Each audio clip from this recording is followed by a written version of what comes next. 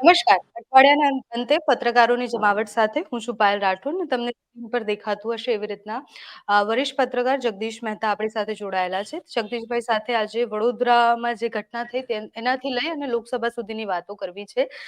પહેલા તો સર જે ઘટના બની વડોદરામાં એના પછી ઘણી બધી ડિબેટ થઈ, ઘણા બધા સવાલો થયા, ઘણા બધા સવાલો આની પહેલા પણ બનેલી ઘટનાઓ પર થયા છે, પણ કશું બદલાતું નથી. બેન, ગુજરાતની આ સૌથી મોટી હોનારતો જે છે ને એ આ પુલ દુર્ઘટના કે બોટ દુર્ઘટના કે તક્ષશિલાની એ કોચિંગ ક્લાસની ઘટના કે એ તો ઠીક જ છે, બનવા કાળ છે ને બને છે. એના જેવી જ અગર કોઈ હારાકેરી મચાવતી હોય એવી કોઈ ઘટના હોય તો એ આમાંથી ધડો નહીં લેવો તે છે. અને કોઈ પણ સરકાર જ્યારે એક પછી એક તમામ ઘટનાઓમાંથી ધડો લેવામાંથી પણ હોયા જાય, ધડો લે નહીં, એ સરકારનો ધડો કરવો બહુ જરૂરી નથી. ધડો કરવો એટલે એની વેલ્યુ આંકવી. કાઠિયાવાડમાં શબ્દ છે ધડો કરવો. તો આ સરકારનો અમસ્તોય કોઈ ધડો કરતું નથી. અત્યારે પોઝિશન એટલી ખતરનાક છે. આના વિશે અનેકો ડિબેટ થઈ છે. આપણા હૈયા ભરાઈ જાય એવી દુર્ઘટના છે બોટની. ખાસ કરીને નાના નાના બાળકો જે ફૂલ હજી ખીલા નતા, જેની ફોરમ હજી બરાબર સ્ફુરી નથી, એવા બાળકોની કબર ઉપર ફૂલ મૂકવા પડે, ફૂલ જેવા બાળકોની કબર ઉપર ફૂલ મૂકવા પડે બેન. આટલી દારૂણ ઘટના છે. પરંતુ કમનસીબી એ છે કે આટલી દારૂણ ઘટના હોવા છતાંય એક પણ મિનિસ્ટર, એક પણ અધિકારી કે એક પણ જવાબદાર માણસના આંખમાં આંસુ નથી આવ્યા, હૃદયમાં થડકાટ નથી થયો, એને ક્યારેય વલોપાત નથી થયો. બલકે આ કાર્યક્રમ, આ જે દુર્ઘટના બની ત્યાં જે તે સ્થળે જે તથાકથિત લોકો પહોંચી ગયા એવું જે આપણે મીડિયામાં આવતું હતું, ફલાણાભાઈ ધસી ગયા, ઢીકણાભાઈ ધસી ગયા, હકીકતે ત્યાં નજરે જોનાર લોકોનું શું કહેવાનું છે ખબર છે? ત્યાં પણ ટોળા ટપ્પા થતા હતા. એકબીજા મળે તો જેમ શેરીમાં મિત્રો મળે અને જેમ એકબીજાના હાલ હવાલ પૂછે, કેમ છે ભાઈ, આમ હા હા હી, આ રીતે મળતા હતા. તમે કલ્પના કરો, આને સંવેદનશીલ સરકાર તો કઈ રીતે કેવી, આને મૃદુ અને મક્કમ સરકાર કઈ રીતે કેવી? એટલે સવાલ એ છે બેન કે ભારતીય જનતા પાર્ટીની ગુજરાતની અત્યારની જે સરકાર છે એ સરકાર વિશે અત્યારે જે રીતે કન્ડિશન છે એ જોતા કેવું હોય તો એ ગુજરાતની સરકાર નથી, એ ચૂંટણીની સરકાર છે.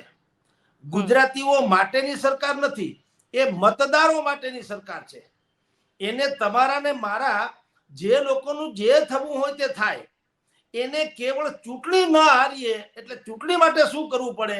સી જે ચાવડાજીને લઈ આવ્યા ને, ગાંધીનગરના ધારાસભ્ય કોંગ્રેસના હતા, એને તોડી ફોડીને આવી કરુણાંતિકામાં પણ એને આ હાર તોરા હજી એમ નથી થતું 2 દિવસ પછી લઈ લઈએ તો કઈ ફેર નહીં પડે.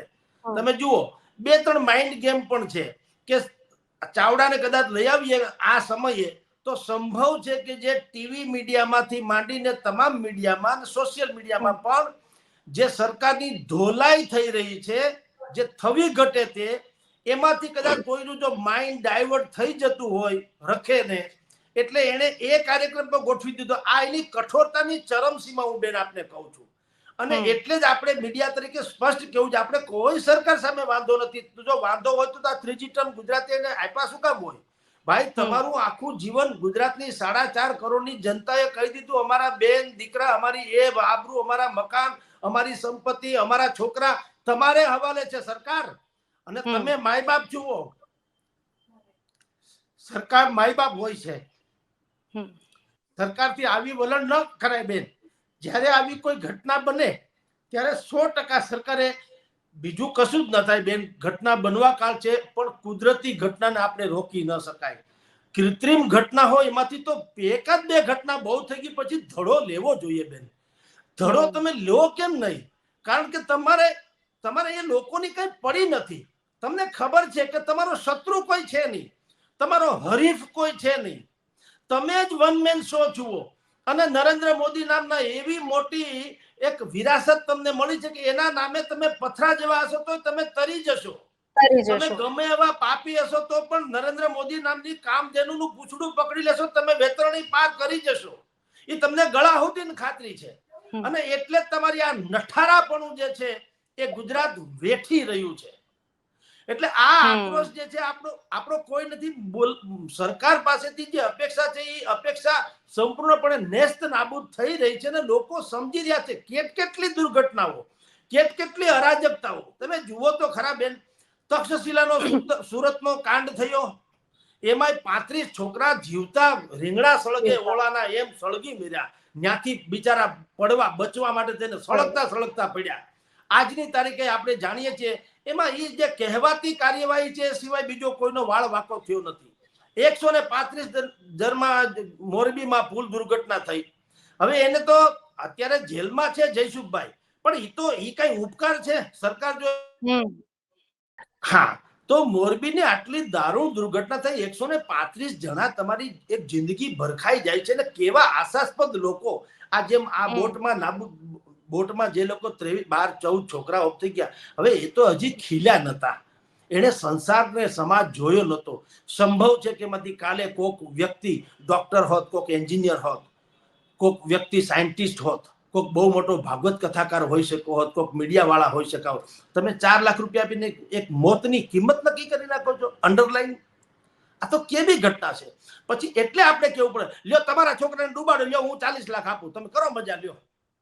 ભલા માણસ, આ કાળજાના કઈ દિવસ કોઈ કાળજાના કઈ એના ભાવ ન હોય, મોલ ન હોય, કલેજાના કઈ મોલ ન હોય, એની લાગણી હોય તો હવે ભારતીય જનતા પાર્ટીના લોકો એમ કે છે કે ભાઈ તમે અમને કયો, અમે શું કરીએ, કઈ છોકરા પાછા તો આવીને જવાના. હું પણ એમ કહું છું, જે આરોપી છે આમાં પરેશ શાહ છે, નરેશ શાહ છે, છોડીએ જે છે તે કાયદાનું ભલે કામ કરશે, તમે એને ફાંસી દેવાથી પણ ખરેખર આ 12 છોકરા નથી જ પાછા આવવાના, એ આપણે જાણીએ છીએ. પરંતુ નૈતિકતા નામની કોઈ ચીજ હોય કે નહીં?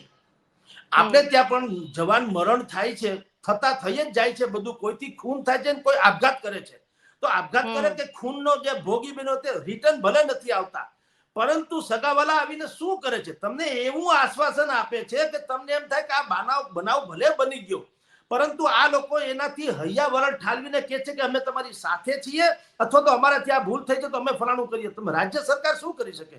રાજ્ય સરકારે બેન આ જ કરવું જોઈએ. રામના નામે ગામ શહેરોમાં અત્યારે તમે કેસરીઓ જુવાળ ફરકાવીને બેઠા છો, એમ રામરાજ ના આવે. રામરાજ ચિત્રનું કામ નથી, ચરિત્રનું કામ છે. તમારા અંદરમાં એવી એક વ્યવસ્થા હોવી જોઈએ કે જે ધબકતો આ દીવડો છે ને એ પ્રજ્વલિત સતત રહેવો જોઈએ. રામના પિતાજી દશરથથી ભૂલથી એના એક ભૂલથી શબ્દવેદી બાણથી શ્રવણનું મૃત્યુ થઈ જાય છે. એના મા બાપ તો અંધ છે, એને ખબર નથી કોણ મારા દીકરાને મારી ગયું. અને સ્વયં રાજા હતા એ જમાનામાં રાજા. આજની જેમ લોકસભા અત્યારે લોકતંત્ર જેવું નહીં કે 5 વર્ષ પછી એને કોઈ ચૂંટીને કાઢી મૂકે. વંશ પરંપરા ચાલા આવતો હતા એવા એ રાજા દશરથ આવ્યા, અયોધ્યા નરેશ આવ્યા ને એને શું કર્યું? એને શ્રવણના માવતરની ત્યાં પગે પડીને કાલાવેલી ભાષામાં કીધું કે હું તમને 4 ઓપ્શન આપું, તમારા દીકરાનો હું કોઈ પણ ભોગે હત્યારો છું, બાય મિસ્ટેક યા બનવા કાળ, સંયોગ કે પ્રયોગ, પણ મારાથી હત્યા થઈ છે તો હકીકત છે. આપ કહો હું શું કરું? મારું માથું ઉતારી નાખું? મારું રાજપાટ પાછું આપી દઉં? હું તમને દત્તક લઈ લઉં? કે હું વનવાસમાં વયો જાઉં? આપ કહો તે પછી જ હું અયોધ્યામાં પગ ભરીશ. ત્યાં સિવાય હું જઈશ નહીં, કારણ કે હું આપનો અપરાધી છું. તો આ કેસમાં હું બેન એને રામ રાજ્ય કહેવાય. તો આ કેસમાં મેં કીધું એમ કરવું જોઈતું હતું. ભલે 12 છોકરા ઓફ થઈ ગઈ, પાછા નથી જવાના, એ તો અમારા દુર્ભાગ્ય છે. ગુજરાતમાં અત્યારે જે સરકાર ચાલી રહી છે જે પ્રકારે, એમાં અમારા સદભાગ્ય હોય તો અમે બચીશું, દુર્ભાગ્ય હશે તમારા ભોગે તો અમે મરી જ જવાના. પણ તમે એમાંથી પણ શું કરી શકે સરકાર? બધા એમ કે છે સાહેબ તમે એમ કહો તો કરે શું? હું એમ તો બતાવું તમને રસ્તો શું કર્યો. તમે જાઓ એકે એકની મજાર ઉપર જાઓ, એકે એકના કબ્રસ્તાનમાં જાઓ, એકે એકના મસાણે.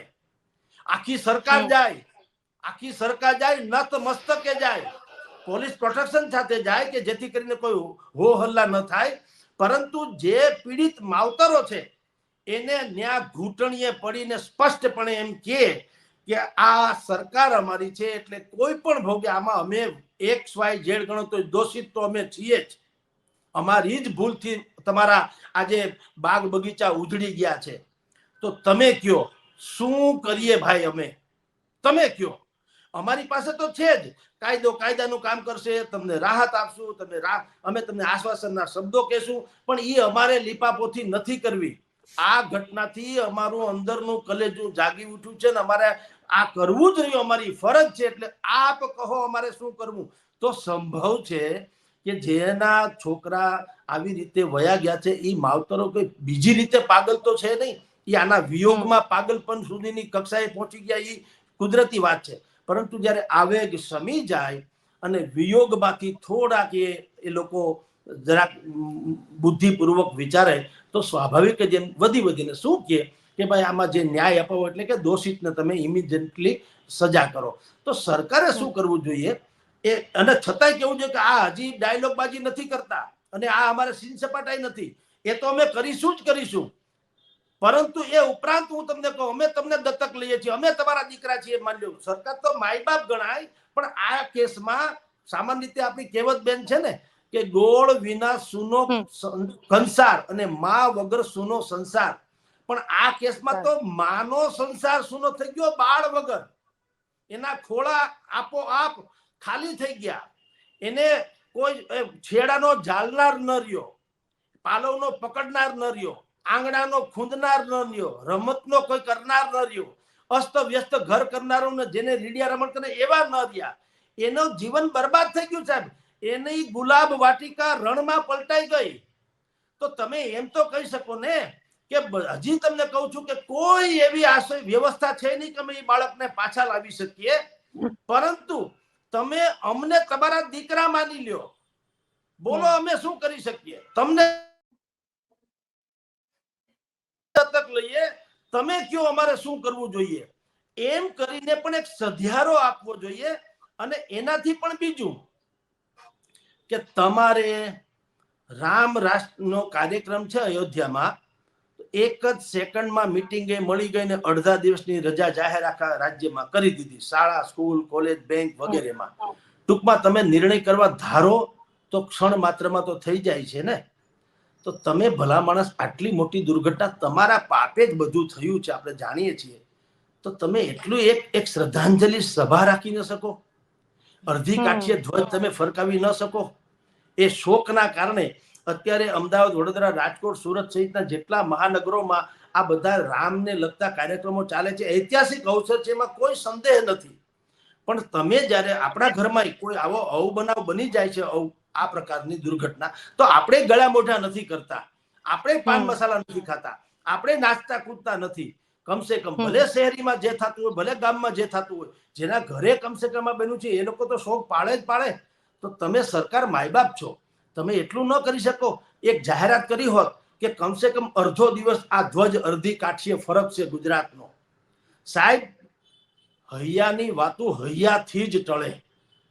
તમારા બુદ્ધિ અને દિલ ને બે વેતકનું આમ ભલે છેટું છે, દિલ અને દિમાગ એને આમ વેળ તમે કયો ને માપમાં તો એક જ વેતનું છેટું છે, પરંતુ આમ જુઓ તો જોજનો દૂર ગણાય. કારણ કે બે વચ્ચે જો સમન્વય ન હોય તો સરકારે જો આટલું કર્યું હોત. જી હા, મારો પ્રશ્ન એ છે કે તમે જે આખી વાત કરી એ બધી જ માનીએ કે હું કરી પણ લે, પણ એ લોકોને વિશ્વાસ આવશે, કારણ કે આની પહેલા પણ જેટલી ઘટનાઓ બની, અત્યારે પણ ઘટના બની, એ લોકોને હવે કોઈ આશા જ નથી રહી, કારણ કે જેટલી ઘટનાઓ બની એ ઘટનાઓ પુનરાવર્તિત થતી આવી છે. તમે સાચા છો બેન, અને એટલે જ આક્રોશ છે, અન્યથા આક્રોશ ના હોય. બધું જ બધાની નજર સામે તરે છે. કચ્છમાં પણ સ્ટીલ પ્લાન્ટમાંથી જે સળગતો સ્ટીલનો પ્રવાહ પડ્યો, 4 કર્મચારીઓ ભડથું થઈ ગયા. એ થઈ ગયા, સ્ટીલના માલિકનો વાળે વાંકો નથી થયો. તમે બજારમાં નીકળો, તમારા છોકરાને કૂતરા ફાડી ખાય તો તમારા દુર્ભાગ્ય, ન ફાડી ખાય તો તમારા સદભાગ્ય. તંત્ર નામની કોઈ ચીજ નથી તમારા છોકરાને બચાવી દે સલામત રીતે. તમારા માવતરથી માંડીને તમે સ્વયં બજારમાં નીકળો અને રખડું ઢોર તમને શીંગડે ભરાવીને પછાડી દે, પાડી દે અને કદાચ મારી પણ નાખે તો તમારા દુર્ભાગ્ય, ન મારી નાખે તો તમારા સદભાગ્ય. હવે આવી તો અત્યારે અરાજકતા છે બેન, અને બધા જ લોકોને ખબર, આખા ગુજરાતના તમામ મીડિયાના પાને ને તમારા ટીવીના દરવાજે ચમકે છે ને આ બધી ઘટનાઓ. આપણે વિચલિત થઈ જઈએ એ હદની બધી ઘટનાઓના આપણે સાક્ષી છીએ કે ગાય કોઈ વૃદ્ધાની ઉપર રીતસર ખૂંદતી હોય એવા દ્રશ્યો આપણે જોયા છે. રાઈટ? કૂતરા છે નાના બાળકને ચારે કોરથી ફાડી ખાવા માટે થઈને બચકા ભરતા, બાળક બચવા માટે થઈને મહેનત કરતો. એક વિડીયો તો તમે જોયો તો એક દીકરીના હાથમાં નાનો છોકરું હોય છે અને કૂતરા એને ચારે કોરથી ઓલી છોકરી બને એટલો ઊંચો હાથ કરીને પોતાના નાના ભાઈને કે એને બચાવવાની કોશિશ કરે. તમે વિચાર કરો બે ઘડી કે આ દીકરી ન હોત 7-8-10 વર્ષની અને છોકરું નાનું રમતું હોત તો શું હાલત થઈ હોત? બાકાયદા ફાડી જ ખાધું હોત. તો યાર આટલી અરાજકતા છે. તમે જેને સરકાર નામની ચીજ કહો તો ક્યાં છે સરકાર? અને એક ઘટના બને, બીજી ઘટના બને, તમે એમાંથી ધડો લઈને તમારે ક્યાં કઈ કરવાનું છે? તંત્ર શું કરે છે? તંત્ર જખ મારે છે. 5-5, 6-6 આંકડાના પગાર તમે ખાવ છો, તમારા હોજરા ભરાય એટલા, બીજા કાળા ધોળા તો જુદા. તો શું કરવાનું તમને?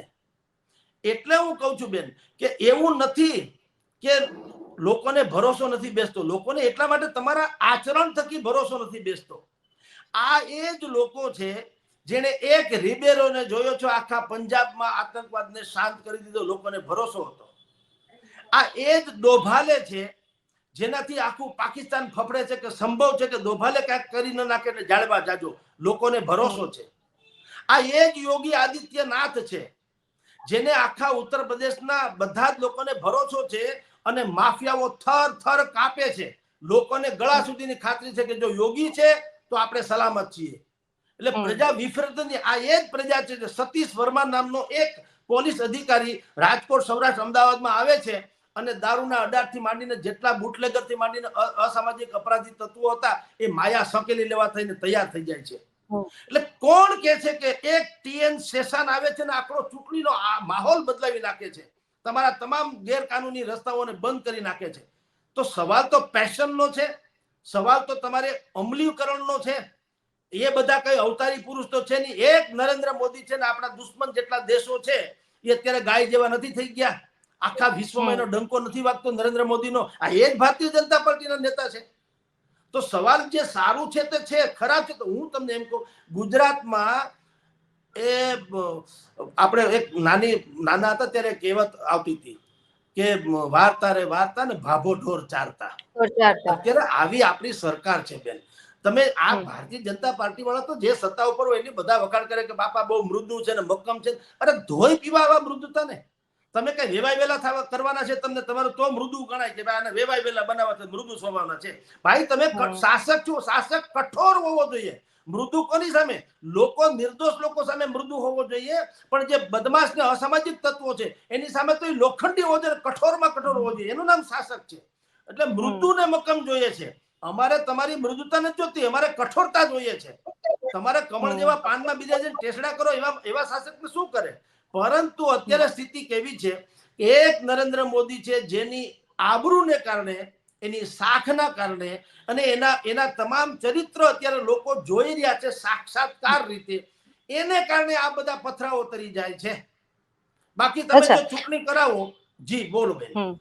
ના સર, તમે એટલે કહું છું, તમે અત્યારે વોટ્સએપ થ્રુ કે કોઈ પણ ઓનલાઈન એક સર્ચ કરાવીને આગળ એક જેને કહેવાય જનમત, એવો જનમત આગળ માગો લ્યો કે નરેન્દ્ર મોદીને બે ઘડી વાત કરો. તમે એને કારણે તમે આને જવાબ નહીં આપતા, પરંતુ અત્યારની ગુજરાતની સરકાર જે છે એનાથી સંતોષ હોય આમાં યસ કરે ને ન હોય ના કરે. હમણાં હારી જાય બેન, 1000% હું તમને કહું હારી જાય છે. કારણ એવું છે તમારામાં મિકેનિઝમ નથી, તમારામાં માણસાઈ નથી, તમારામાં કોઈ આવડત નથી, તમારામાં કોઈ વિઝન નથી. તમને એક રજા જાહેર કરવી હોય, જ્યારે રામ જન્મોત્સવની રજા જાહેર કરવી હોય એ પણ કેન્દ્ર કરે પછી તમને હુજે. તો તમે યાર બધા બુડથલ લોકો જુઓ, તમે પ્રધાનો છો શું જુઓ? કઈ સમજણ પડે? એવું તમે કેમ પહેલ ન કરી? આમાં ક્યાં કોઈ કાળું ધોળું હતું? આ બીજા 6 રાજ્યોએ રજા જાહેર કરી કે ન કરી? ગોવામાં ડ્રાય ડે નક્કી કરો, ઉત્તર પ્રદેશમાં ડ્રાય ડે, દારૂ પણ નહીં પીવાનું એવું તો કહેવામાં આવ્યું છે. મહારાષ્ટ્ર, રાજસ્થાન બધા તમે જુઓ, મધ્યપ્રદેશ, ઉત્તર પ્રદેશમાં રજા જાહેર થઈ ગઈ. ગુજરાતમાં એ પણ નથી. એટલે આ લોકોને તો બાથરૂમ જવું હોય તો મોદી માસા કે તો જાય એમ છે. તમે કલ્પના કરો, આટલી હદે આપણે પરવરિશ જેને કહી શકાય ને, પરાવલંબી સરકાર છે. એટલે ગુજરાતની પ્રજાનો આક્રોશ ઓર વધી ગયો છે. અને આટલો સવાલ વાજિબ છે કે લોકોને એટલા માટે ભરોસો નથી કારણ કે એની સામે આ બધી જ હોનારતોની આખી શૃંખલા છે.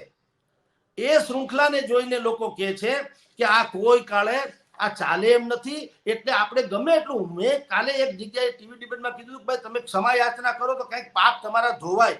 તોય એ જે પીડિતના દાદા હતા કોઈ મોહમ્મદભાઈ કરીને, એને એમ કીધેલું કે ભાઈ ક્ષમા માફથી પણ અમારા છોકરા થોડા આવવાના. અર્થાત સરકાર નામની ચીજ ઉપર ભરોસો જ નથી રહ્યો બેન.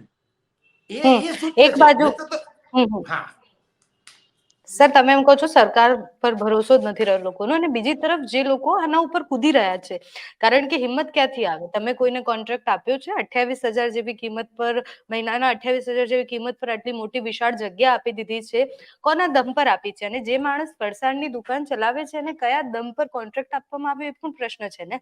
એટલે એક બાજુ તમે એમ કહો છો કે સરકાર પર લોકોને તો ભરોસો નથી, પણ આ જે લોકો કૂદી રહ્યા છે એ કોના ઉપર કૂદી રહ્યા છે? સરકાર ઉપર. એમાં એવું છે, તમે દાણા નાખો તો કબૂતરના આખા ઝુંડ તમારા ધાબામાં જ ઉતરે. એનો અર્થ એમ નથી કે આખી પ્રજા એવું છે કે તમારા ધાબામાં જ ઉતરે, એવું નથી. પણ દાણા તમે નાખો છો, બીજા બધા તો જોયા વગર છૂટકો નથી. આ બધા દાણા ચણંતા લોકો છે. આને કોઈને પ્રજાની, તમે જો અત્યારે સિચ્યુએશન શું થઈ છે, આપણે કહીએ ને લોકતંત્રમાં વિરોધ પક્ષ ન હોય તો એ લોકતંત્ર માટે ઘાતક એ શબ્દ બોલાવે છે ને, એ અત્યારે આપણે અહેસાસ કરી શકીએ છીએ.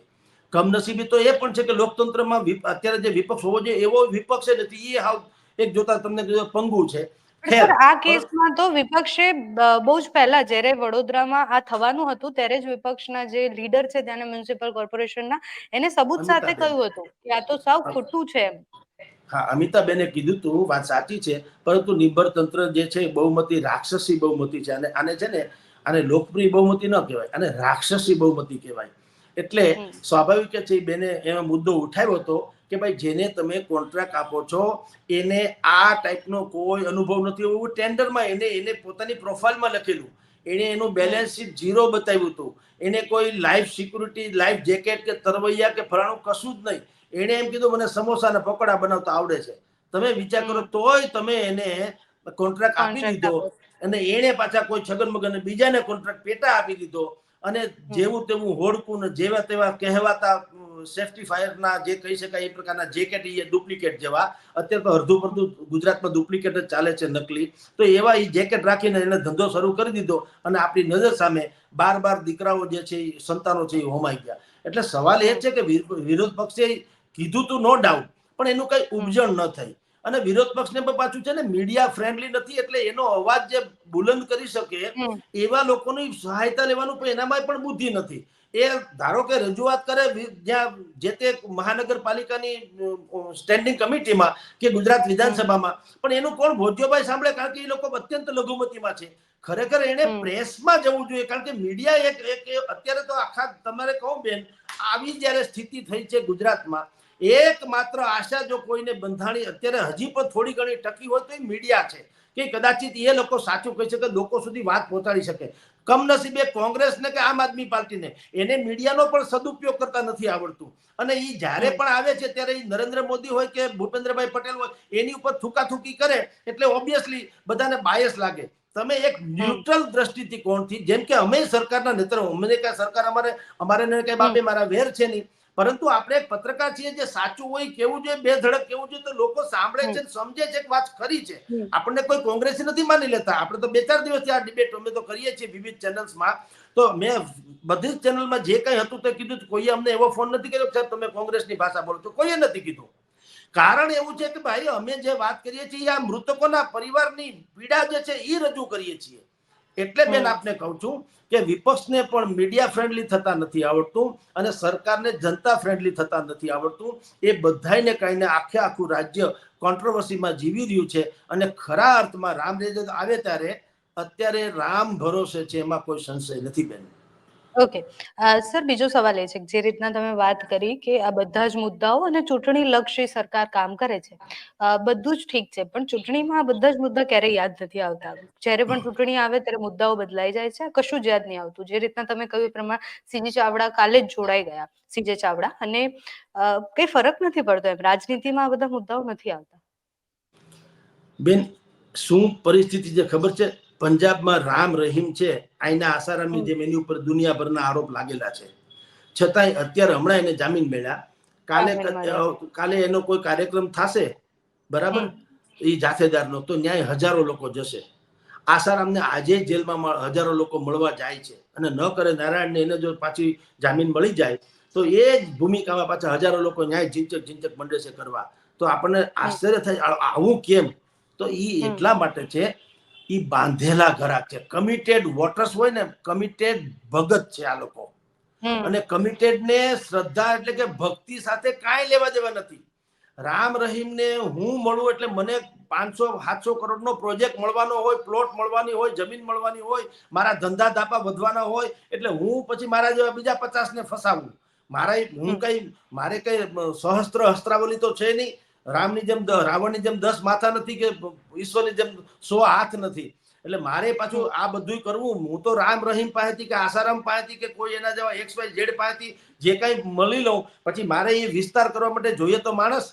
એટલે અત્યારે આ બધું એટલા માટે બધા જ હરામી, આપણને ખબર છે કે ગેરેન્ટેડ હરામી છે પાછું. એમાં કઈ સંશય વાળા હરામી નથી, ગેરેન્ટેડ હરામી છે. છતાંય એના કોઈના વાળ વાંકા થતા નથી, એની કહેવાતી પ્રસિદ્ધિમાં કોઈ ફેર પડતો નથી. શું કામ? કમિટેડ, જેમ વોટર્સ જેમ કમિટેડ ભક્તો છે, એવી જ હાલત ભારતીય જનતા પાર્ટીની ગુજરાતમાં છે. 6.5 કરોડમાંથી અડધા પડધા તો એના બાકાયદા કમિટેડ એના સભ્યો છે. હવે બીજા જે બાકીના થોડાક વધ્યા છે, અને ફ્લોટિંગ વોટર્સ જેને કહેવાય, તમે હું જેની ચર્ચા કરીએ છીએ, કેમ ફેર નથી પડતો? પડે છે, પણ શું થાય છે? એક કોર મુઠ્ઠી છે, એક કોર 1, 2, 3, 4, 5 આંગળી છે. અને ઓબ્વિયસલી આંગળીઓને મરડી શકાય, મુઠ્ઠીને મરડી ન શકાય. એક કોર ભાજપના કમિટેડ 2.5 થી 3 કરોડ મતદારો છે. અને ફ્લોટિંગમાં મોદી સાહેબની મહેરબાની, રામજીની કૃપાથી પાછા આવી જાય તો જુદા. જેના સીજે ચાવડાની જેમ કહેવાતા હૃદય પરિવર્તન થઈ જાય, એ પાછા જુદા. ભૂપત ભાયાણી વિસાવદરના આમ આદમીના ધારાસભ્ય, એના હૃદય પરિવર્તન થઈ જાય, એ જુદા. હજી કેટલાક પાઇપલાઇનમાં છે, એના હૃદય પરિવર્તનની પ્રક્રિયા ચાલી રહી છે, તો એના જે થાય જુદા. એટલે બધાને પોતાના સ્વાર્થ છે. હા બેન. સર, મારો એ જ સવાલ હતો કે લોકસભા સુધીમાં હજુ સુધી મતલબ લોકસભા સુધીમાં CR પાટીલ હજુ કેટલા લઈને આવશે? ઓબ્વિયસલી આમ આદમી પાર્ટીના 1-2 ધારાસભ્યો વારંવાર એની ચર્ચા થાય છે. એ અત્યારે તો એમ કહેતા ફરે છે, જામજોધપુરના છે, બોટાદના છે, એ લોકો અત્યારે એમ કહેતા ફરે છે કે ભાઈ અમારી ઉપર બધી કરશે, અમે આવશું નહીં. પણ આવું તો બધા કહેતા હતા, હાર્દિક પટેલથી માંડીને અત્યાર સુધીના જેટલા લોકો ભળી ગયા તે. હજી કોંગ્રેસના અમરીશ ડેર રાજુલાના, પોરબંદરના અર્જુનભાઈ મોઢવાડિયાની વાતો ચાલે છે. અને લખી રાખજો બેન, એ થશે જ થશે. એમાં એ લોકોનો દોષ નથી, કોનો અર્જુન મોઢવાડિયા કે અમરીશ ડેરનો પણ દોષ નથી. એક સજ્જડ કારણ જોતું હતું, જે કારણ અત્યારે એના હાથમાં મળી ગયું છે. રામ નામે તરી શકાય એમ છે. બાકીના કારણો જુદા છે, પણ આ લોકોને ઢાલ મળી ગઈ રામ નામની. બાકીના કારણો રિયલ સેન્સમાં શું છે ખબર છે? એની બુદ્ધિ પ્રતિભાનો ઉપયોગ જે કરવો જોઈએ એ પક્ષ કરતું નથી. કોંગ્રેસ એ નકરા જૂથવાદમાં આવે છે. શક્તિસિંહ આણી મંડળી થઈ ગયું ને, તો શક્તિસિંહ જયારે અહીંયા આવ્યા હતા પ્રદેશ પ્રમુખ તરીકે, ત્યારે એવી એક આકાંક્ષા અને અપેક્ષા જન્મી હતી કે આ વ્યક્તિ થોડુંક ન્યુટ્રલ કામ કરશે અને એને જો છૂટ આપશે તો નવા કેટલાક ચહેરાઓને ઉમેરીને ગુજરાતની કોંગ્રેસને જીવંત કરશે, પાણી છાંટીને તાજા કરશે. જે મૃતપાય અવસ્થામાં છે એને થોડુંક જીવંત કરશે. પરંતુ એના હાથે અનેક રીતે બંધાયેલા હોય એવું અત્યારે એટલા માટે લાગે છે કે જે કોઈ એને પરિસ્થિતિનું નિર્માણ કર્યું છે, એમાં પણ એ જ છે ફૂટેલી કારતૂસોને વળી પાછા જિલ્લા પ્રમુખો બનાવ્યા. ભલામણ, તમે તમારી બેઠક જીતી નથી શકતા તો તમે શું કોંગ્રેસને ઊભી કરી શકો? અને જે કોંગ્રેસમાં નહીં હોવા તો એ અકસ્માત છે, અમુક લોકો કોંગ્રેસમાં છે, પણ પોતાની બલબુદ્ધિથી જીતે છે. આટલું મોદીનું અત્યારે આટલું વર્ચસ્વ એકાકાર છે ગુજરાતમાં, તો મોદી અને ગુજરાત બે એક સિક્કાની બે બાજુ હોવા છતાં જો અર્જુન મોઢવાડિયા જીતી જતા હોય તો એમાં કોંગ્રેસનો લેશ માત્ર ફાળો નથી. અર્જુન મોઢવાડિયા ઇટ સેલ્ફ જીતે છે. અમરીશ ડેર જો જીતી જતા હોય તો અમરીશ ડેરની પોતીકી એક ઓળખ ને આબરૂ પણ છે. એ માણસ મોરારી બાપુ જેને સન્માન કરે છે કે એ કોંગ્રેસમાં છે, એ બાય પ્રોડક્ટ છે. આવા લોકો જે છે, જયરાજસિંહ પરમાર હવે તો ભારતીય જનતા પાર્ટીમાં આવી ગયા, જેને ગઈકાલે સીજે ચાવડાનું ઓપરેશન સર્જરી કરી. જયરાજસિંહ પરમારમાં શું ખામી હતી? પણ એને તમે જુઓ, ટિકિટ ન આપે, જે માગે ત્યાં ટિકિટ આપવાની જ નહીં, એને હાસ્યમાં ધકેલી દેવાના. જે બુદ્ધિ પ્રતિભાવંત લોકો, જે લોકો સાથે સીધા સંપર્કમાં છે, જેની પાસે કઈક વિઝન છે, જે કટ્ટર સેક્યુલરિઝમ ઇન્વર્ટેડ કોમામાં એ કટ્ટર સેક્યુલરિઝમના નામે તૃષ્ટિકરણની નીતિમાં માનતા નથી અને જે હિન્દુ હોવાનો ગૌરવ અનુભવી શકે આવા જે કોંગ્રેસના નેતાઓ છે એને તો આ લોકો હાંસિયામાં ધકેલી દે છે. એટલે એ લોકો છે પીડા પોતીકી અને પોતીકી પીડા છે, પણ હવે એક એને કારણ એવું જોતું હતું કે કોઈ પણ હિસાબે લંકા પહોંચવું જો કોઈ સેતુ બાંધી આપે તો. હવે આ રામ નામને સેતુ બંધાઈ ગયો છે કે જ્યારે કોંગ્રેસમાં તો અક્કલનો છાંટો નથી એટલે એને કહી દીધું અમે ત્યાં અયોધ્યાના કાર્યક્રમમાં નહીં જઈએ. તો નહીં જઈએ તો આ લોકોને દોડવું હતું ને ઢાળ મળ્યો, કારણ કે આ લોકોએ પાછું રહેવું તો અહીંયા જ છે જે હિન્દુ બહુમતી છે, તો પાણીમાં રહીને મગરારે કોણ વેર કરે. એટલે એની મુદ્દો વાજીબ છે. બંનેના કારણો જે જેને ટ્વીટ કર્યું, અર્જુન મોઢવાડિયાએ કર્યું, પછી અમરીશ ડેરે કર્યું, એ પણ એક સાંકેતિક વાતો છે બુદ્ધિપૂર્વકની. એ જે લાઈન ચાલી છે એ આજ નહીં તો કાલ આ થઈને જ રહેશે. નહીં તો એને ના પાડી અર્જુનભાઈએ એવી રીતે તો પછી કોંગ્રેસના લોકો અહીંયા દોડી જવું જોઈએ, શક્તિસિદ્ધિ માંડીને દોડી જવું જોઈએ, પ્રેસ કોન્ફરન્સમાં રજૂ કરવા જોઈએ ને અમરીશભાઈને અને અર્જુનભાઈને બેને અને બીજા અન્ય કેટલાક નેતાઓને પણ રજૂ કરવા જોઈએ કે ભારતીય જનતા પાર્ટી આવું ખણખોદ કરવા માંગે છે, તોડજોડ કરવા માંગે છે, પણ આ તમારી સામે અમે છીએ અને ગીતાજી ઉપર હાથ મૂકીને કહીએ કે અમે કોઈ દી કોંગ્રેસ નહીં છોડીએ. કાં નથી કહેતા? એને ખબર છે, શક્તિસિંહને ખબર છે, અર્જુનભાઈને ખબર છે. શક્તિસિંહ પ્રયત્ન નથી કરતા કે જેથી કરીને ભોઠા ન પડવું પડે, અને અર્જુન મોઢવાડિયાથી માંડીને અમરીશ ડેર સુધીના લોકો ઇનકાર નથી કરતા કે અમે જોડાશું નહીં એવું, અને કહેવા તો ઇનકાર કરે સુસ્તું, પણ એકદમ ગીતાજી ઉપર હાથ મૂકીને કેમ નથી કહેતા? એના છોકરા ઉપર હાથ મૂકીને કેમ નથી કહેતા? નહીં કે એને ખબર છે કે ભાઈ જવું જ પડે એમ છે, કારણ કે આ લોકો એ સમજે છે કે કટાઈ જવા કરતા ઘસાઈ જવું વધુ સારું છે. આમાં રહીને કરવાનું શું? જો તમારે અમારો ઉપયોગ જ ન કરવો હોય તો કટાઈ જવા, અમને કટાવી દેવા હોય એના કરતા બેટર છે કે અમે ઘસાઈ જઈએ. ભાજપમાં જે થવું એ થાય, ભલે ત્યાં બહુરત્ના વસુંધરા છે, પણ એવડો મોટો દેશ છે ને એવડું મોટું રાજ્ય છે, તો કોઈ પણ જગ્યાએ અમારો મેળ પડી જાય. પછી એ બોર્ડ નિગમના ચેરમેન પદું હોય કે કોઈ સહકારી ક્ષેત્ર હોય કે એમાં ગમે ત્યાં, પણ એનો વ્યવસ્થા થઈ શકે એમ છે. એટલે લોકો હવે ભારતીય જનતા પાર્ટીના લોકો તોડવાની તો આપણે કહીએ છીએ. બંને પક્ષે આવું છે કે તમે બોલાવો તો હમ આ જાયેંગે ના જેવી વાતો છે બેન. તલપાપડ થતા હોય છે એમ તો અંદરથી તો બિલકુલ. ઘણા બધા નેતાઓ. એટલે હવે લોકસભા સુધીમાં આમ તો સર ઘણું બધું બદલાઈ જશે. બસ એ આશા છે કે ખાલી ચૂંટણી વોટ અને પૈસાથી કોઈના જીવ ન તોલવામાં આવે, અને જેટલું લોકોને વિશ્વાસ છે, વિશ્વાસ પર સરકાર પણ ખરી ઉતરે, વિપક્ષો પણ ખરા ઉતરે. જ્યાં જગ્યાએ વિરોધ કરવાનો છે ત્યાં વિરોધ કરે, અને જ્યાં જગ્યાએ કામ થવાનું છે ત્યાં કામ થાય. Thank you sir. Thank you. નમસ્કાર.